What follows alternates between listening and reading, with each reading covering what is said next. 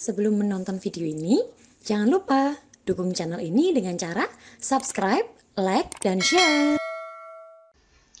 Halo teman-teman, jumpa lagi di channel kita.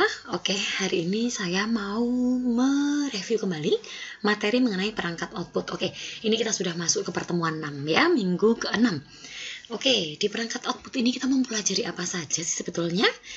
Oke teman-teman, kita masuk ke materi selanjutnya. Nah teman-teman, masih dengan referensi yang sama ya, di tempatnya Pak Edi Nursasongko dan juga Gary Sally. Oke teman-teman, saya masuk ke outline-nya perangkat output atau alat-alat yang digunakan untuk mengeluarkan hasil. Yang pertama, ada perangkat tampilan atau display output. Ya, bahasa kerennya display output. Nah, output sendiri sebetulnya adalah pemrosesan ya. Output itu adalah berarti adalah hasil. Ya, output itu hasil dari pemrosesan yang ada pada komputer kita atau pemrosesan kita gitu. Jadi, output itu hasilnya bisa dalam bentuk apa, Bu? Bisa dalam bentuk teks, video, audio atau bentuk yang lain. Nah, teman-teman, output ini bisa ditampilkan dalam bentuk apa? Tadi dalam bentuknya sama ya. Kalau apa yang kita inputkan tadi adalah teks, bisa jadi outputnya adalah teks. Kalau inputnya adalah gambar, bisa jadi outputnya adalah gambar. Nah, bisa jadi inputnya adalah gambar, outputnya adalah suara. Bisa jadi. Nah, teman-teman, kita sebagai pengguna ini bisa melihat output yang sudah kita proses tadi, jadi input yang sudah kita proses sehingga menjadi output tadi dalam bentuk apa? Dalam bentuk layar, dalam bentuk cetak, dalam bentuk suara, atau bagaimana? Nah, teman-teman, next, teman-teman, nah kita akan masuk ke konsep umumnya output. Ya, tujuan dari output adalah menyampaikan informasi atau memberikan keputusan kepada pengguna terkait dengan input atau masukan pada komputer kita. Oke teman-teman, secara umum output device itu ada yang namanya display device.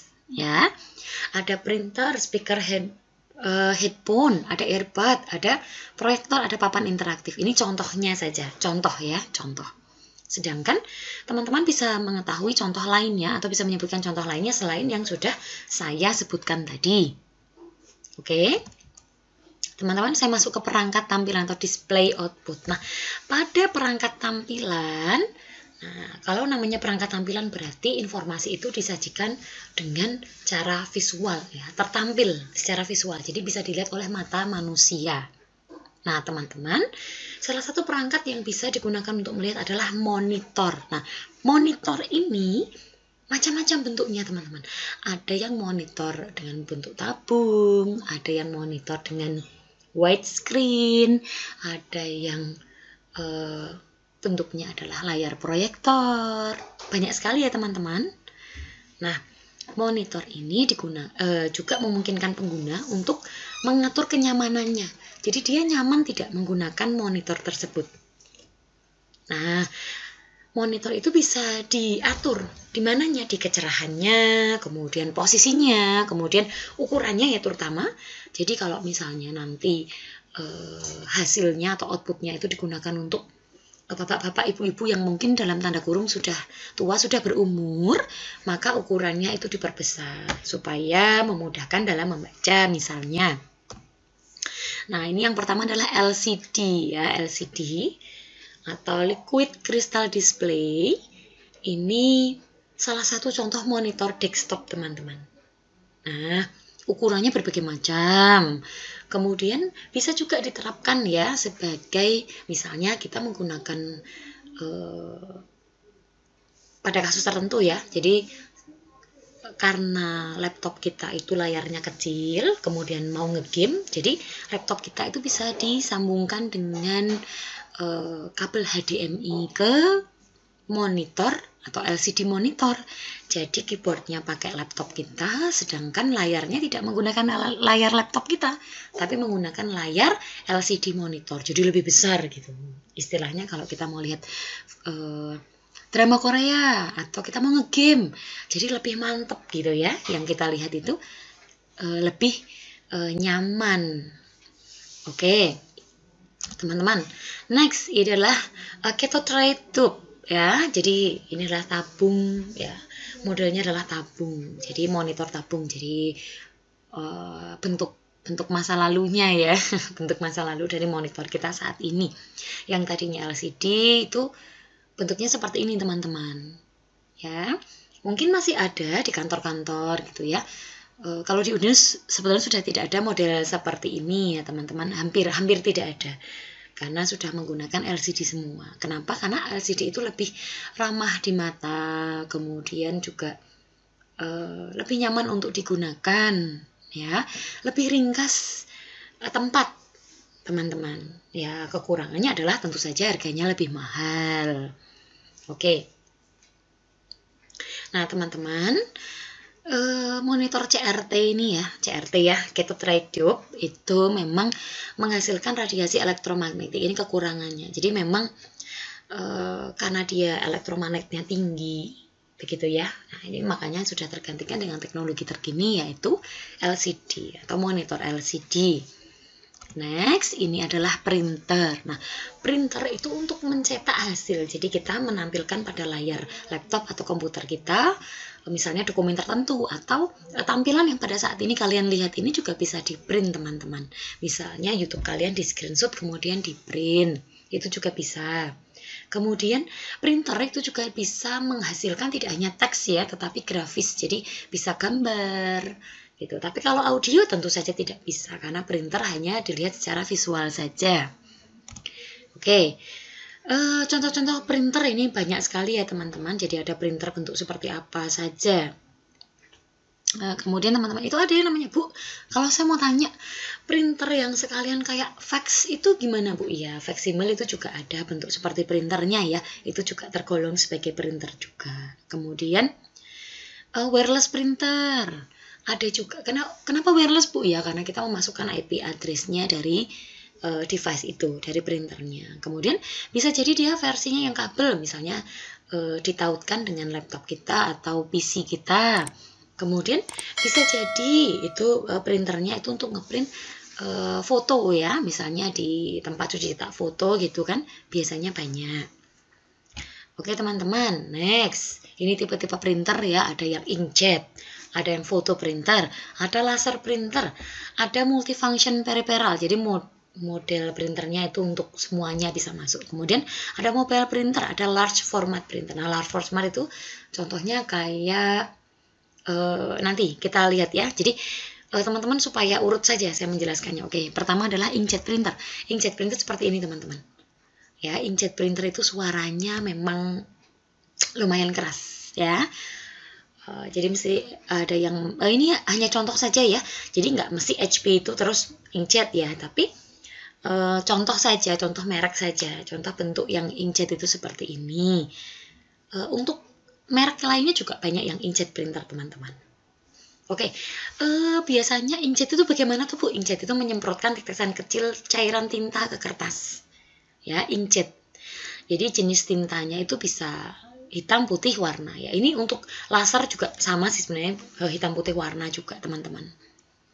Nah, ini adalah foto printer teman-teman. Jadi memang untuk foto printer, jadi khusus ya kertas yang digunakan itu bukan HVS biasa, tetapi glossy photo paper ya, atau misalnya model kertas untuk foto yang lainnya. Jadi tujuannya apa ya? Tujuannya memang dia mencetak dengan kertas itu sehingga kualitas fotonya itu lebih baik. Kenapa?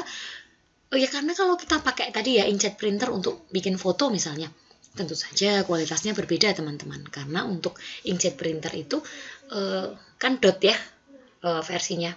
Nanti piksel-piksel citranya itu tidak maksimal dan warnanya juga berbeda teman-teman. Oke, foto printer itu juga ada yang wireless, ada yang kabel. Inkjet printer juga ada yang wireless, ada yang kabel. Kemudian laser printer ini juga ada yang wireless, ada yang kabel ya. Kemudian laser printer ini bedanya apa, Bu? Laser printer itu dia lebih cepat, teman-teman. Lebih cepat untuk pemrosesannya. Jadi kita cuma naruh aja, kemudian langsung cepat keluar, set, kertasnya langsung masuk. Hanya dalam beberapa detik saja. Bisa 2 atau 3 detik. Jadi langsung keluar, teman-teman. Dan di laser printer ini memang selain lebih cepat, tintanya juga lebih irit gitu ya. Tapi harga laser printer ini lebih mahal. Nah, kemudian kualitas resolusinya juga lebih rapat ya, lebih bagus gitu. Kemudian untuk multifunctional peripheral, jadi bisa untuk fotokopi, bisa untuk ngeprint dokumen biasa, kemudian ngeprint foto juga bisa, kemudian dia untuk scan juga bisa, teman-teman. Nah, ini yang biasanya dicari oleh orang awam. Hanya multifunction ini biasanya tidak memfokuskan pada salah satu kualitas yang dia miliki.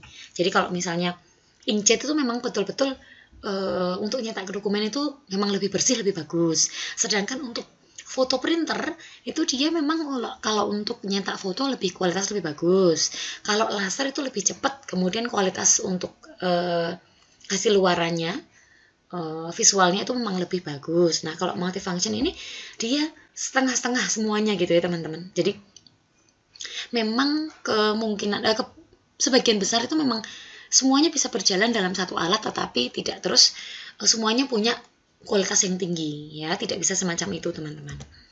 Oke, inilah mobile printer. Jadi mobile printer ini bisa portable ya, bisa kita bawa kemana-mana gitu, teman-teman.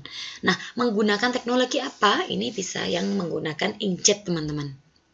Nah, ini kecil, teman-teman, kecil ukurannya, kemudian bisa, makanya kalau kecil itu bisa kita tenteng kemana-mana begitu ya. Kemudian untuk jenis printer ini biasanya menggunakan baterai, teman-teman, dan biasanya tidak menggunakan nirkabel ya, atau wireless. Jadi kalau kita tautkan dengan perangkat kita, misalnya kita tautkan dengan HP kita untuk nyetak dokumen dari HP, itu juga bisa ya, pakainya juga baterai biasanya. Oke, ini large format printer. Nah, ini teman-teman, large format printer itu bisa juga disebut dengan plotter. Nah, biasanya untuk nyetak poster, baliho, atau foto berukuran besar. Nah, bentuknya seperti ini nih. Ini hanya ukuran sedang ya, teman-teman. Biasanya bisa lebih besar lagi, bisa ada yang ukurannya 2 meter, teman-teman. Jadi besar, kemudian ngeprintnya itu cepat, dan kualitasnya bagus. Nah, tentu saja harganya memang mahal. Next, ini perangkat output yang lain, teman-teman. Ini adalah speaker, headphone, dan earbud. Ya, teman-teman, audio output device itu selain ini apa saja, mungkin teman-teman bisa menyebutkan yang lain. Kemudian ada data proyektor. Data proyektor itu hasilnya seperti apa sih, Bu? Saya kok belum pernah melihat ya, data proyektor atau proyektor seperti ini, teman-teman. Jadi kita bisa menampilkan proyektor, bisa menampilkan hasil kita lewat proyektor. Jadi yang ada di layar saya ini akan ada di dinding misalnya, atau di LCD-nya proyektor, teman-teman. Kira-kira begitu. Hanya memang kekurangannya kita butuh tempat atau space yang lebih lebar. Ya, ini seperti yang sudah ada di poin kedua.